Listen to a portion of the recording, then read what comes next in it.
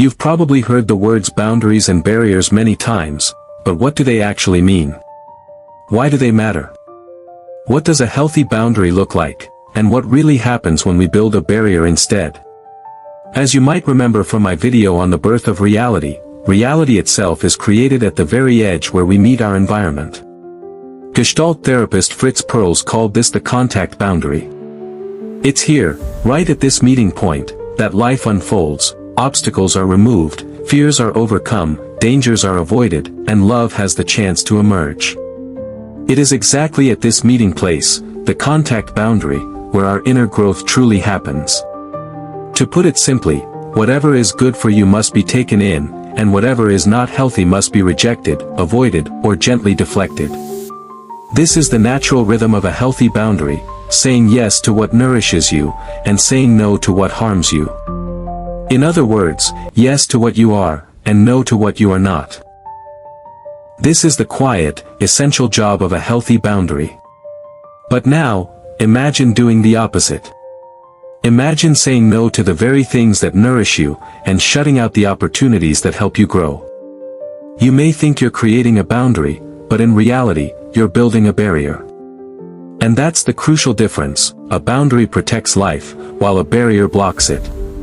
So you can see, I've shared with you a different way of looking at boundaries.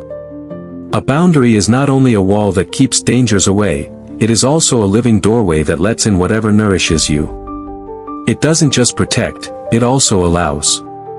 And that balance is what makes a boundary truly healthy. And guess what? It isn't about building dozens of walls or drawing endless lines. It is really one boundary, with many aspects, that you need to set right. When this single boundary is alive and balanced, it naturally does the rest of the job for you, protecting, filtering, connecting, and guiding your growth. Now comes the most important question: how do you actually create a healthy boundary? It begins with awareness. Ask yourself, what truly nourishes me, and what harms me? Without this clarity, you can't decide what to let in and what to keep out. Then, get in touch with your emotions. They are not random, they are your inner compass. A feeling of warmth, expansion, or peace often signals alignment. A feeling of tightness, heaviness, or unease can signal danger or self-betrayal. Next, learn to question every yes and every no. Are you choosing this because you genuinely want it, or because you've been conditioned to believe you should?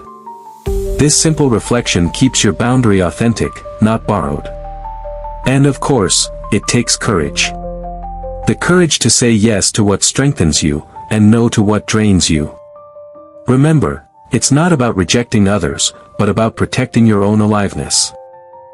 Finally, practice. A boundary is not a single decision, it's a living process. The more you listen to yourself, the more natural and effortless your boundary becomes. Asterisk. So in the end, boundaries are not cages, and they are not walls. They are living gateways, filters that keep your life safe, yet open, protected, yet connected. When you mistake a barrier for a boundary, you cut yourself off from growth.